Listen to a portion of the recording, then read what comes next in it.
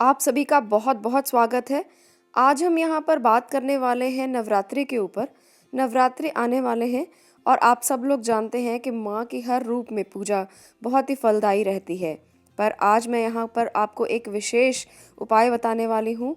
इसे विशेष इसलिए कहा जाता है जब माँ के नवरात्रे आते हैं तो हम माँ के हर रूप की पूजा करते हैं, परंतु अगर राशि के अनुसार हम माँ के उसी रूप की पूजा करें जो हमें विशेष ऊर्जा प्रदान कर सके।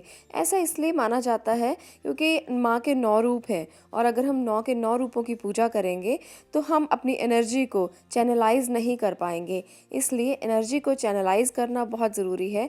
माँ के तो 9 रूप हैं और माँ हर रूप में वही फल प्रदान करती है जो फल माँ हमें दे सकती है। माँ अपने बच्चों को हर रूप से अच्छा देखना चाहती है, उनके लिए हर रूप से भला करना चाहती है, परंतु हम अगर राशि के अनुसार माँ के उसी रूप की पूजा करते हैं जो हमारे लिए विशेष तौर पर है तो हमें बहुत ही ज़्यादा अच्छे फल प्राप्त होते हैं और जल्दी प्राप्त होते हैं। इसलिए आज के इस वीडियो में हम जानेंगे कि सभी राशियों को यानी कि विभिन्न विभिन्न राशियों को माँ के किस रूप की पूजा करनी चाहिए और साथ में जानेंगे कुछ विशेष उपाय जो नवरात्रों पर वो कर सकते हैं और इन विशेष उपायों से आपकी हर मनोकामना पूरी हो सकती है।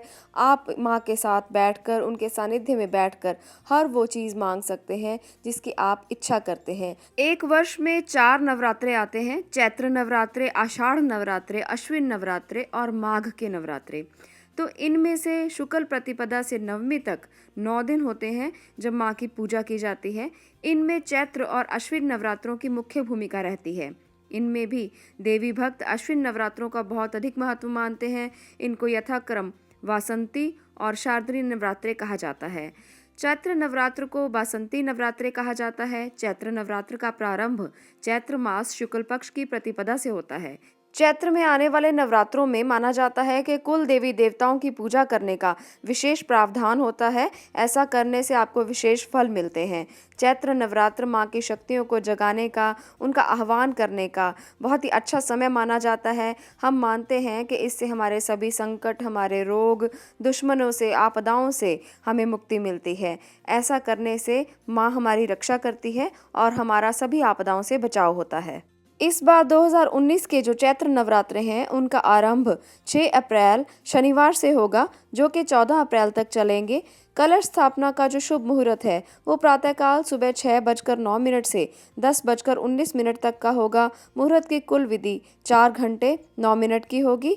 ध्यान रखें कि कलश स्थापना हमेशा प्रतिपदा तिथि में ही करना चाहिए और प्रतिपदा तिथि आरंभ होगी 5 अप्रैल से जो शुक्रवार का दिन रहेगा और 3:20 पर रहेगी। चलिए आज की वीडियो में हम जानेंगे मेष राशि के लोगों को किस प्रकार से माँ की आराधना करनी चाहिए, माँ के किस रूप की पूजा करनी चाहिए।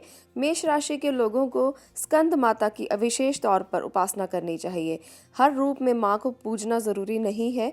माँ हर रूप में वही फल प्रदान करती है जो वो एक रूप में प्रदान करती है।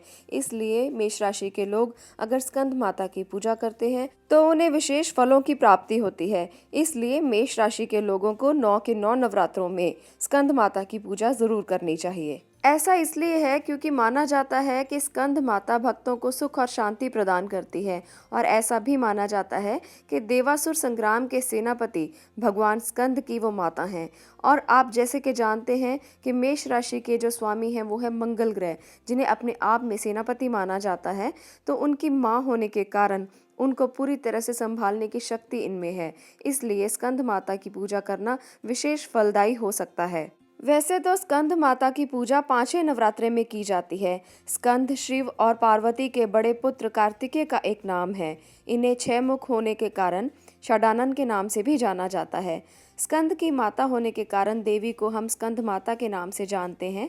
माना जाता है कि माँ दुर्गा का ये रूप भक्तों की सभी मनोकामनाओं की पूर्ति करता है और उन्हें मोक्ष का द्वार भी दिखाता है। माँ के इस रूप की 4 भुजाएं मानी जाती हैं और इनके दाएं तरफ भुजा में स्कंद और कार्तिकेय को पकड़ा हुआ है। इसी तरफ निचली भुजा के हाथ में कमल का फूल और बाईं तरफ भुजा में वर्ध मुद्रा है।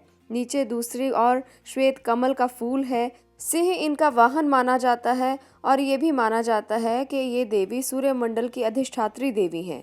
सूर्य की अलौकिक तेज इन देवी के अंदर है, इसीलिए इन्हें जब हम पूजा करते हैं इनकी तो हमें विशेष फल प्रदान करती हैं और अपनी सारी ऊर्जा अपने भक्तों में दे देती हैं।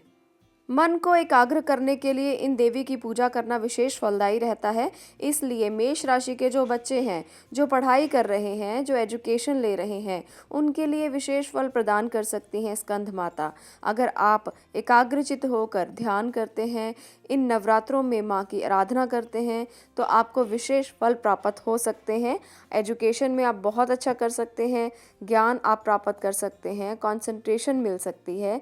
तो इनकी आराधना करना आप लोगों के लिए बहुत ज़्यादा अच्छा हो सकता है। चलिए, आपको आज मैं यहाँ पर एक और विशेष उपाय बताने वाली हूँ, जो उपाय बहुत ही कारगर है, आप लोगों के लिए बहुत ही काम करने वाला है।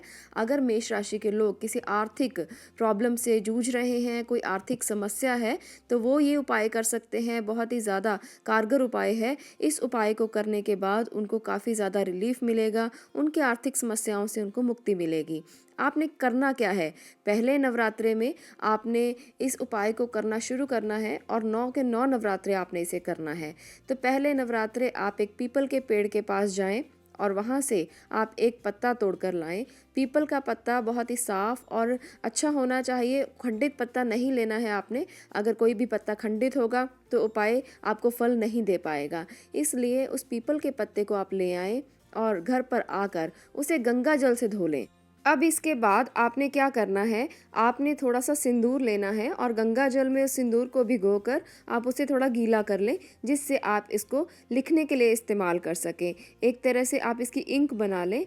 जब आप इसकी इंक तैयार कर लेंगे, उसके बाद आपने इसके ऊपर अपनी अनामिका उंगली से, जिसे रिंग फिंगर बोला जाता है, अपनी अनामिका उंगली से आपने इस पत्ते के ऊपर इस सिंदूर के साथ ह्रीं लिखना है।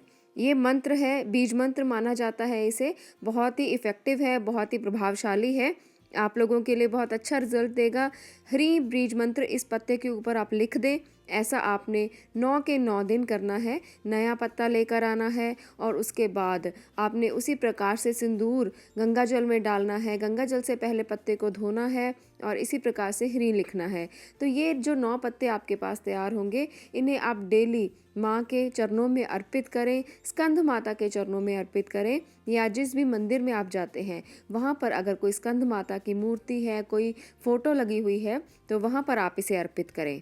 9वें दिन जो पत्ता आप लेकर आएंगे, 9वें दिन उस पत्ते को जब आप स्कंद माता के चरणों में अर्पित करेंगे, तो वहाँ पर बैठकर उनसे प्रार्थना करें कि हमारे आर्थिक उन्नति के लिए आप हमारी सहायता करें। माँ से इस बात की विनती करें कि जो भी आर्थिक दिक्कतें आपको हैं, उससे आपको निजात मिल जाए। तो वो पत्ता आप अपने घर ले आएँ और उसे पूरा साल आप अपनी तिजोरी में, आप अपने जहाँ पर भी पैसे रखते हैं उस जगह पर रखें। ये पत्ता आप लोगों के लिए विशेष फलदायी साबित हो सकता है। इससे आपको बहुत ही ज़्यादा अच्छे फल प्राप्त होंगे, आपकी आर्थिक उन्नति होगी, आपकी आर्थिक दिक्कतें दूर होंगी। तो इस उपाय को इस नवरात्रों में करके ज़रूर देखें, आपको बहुत ज़्यादा लाभ मिलने वाला है।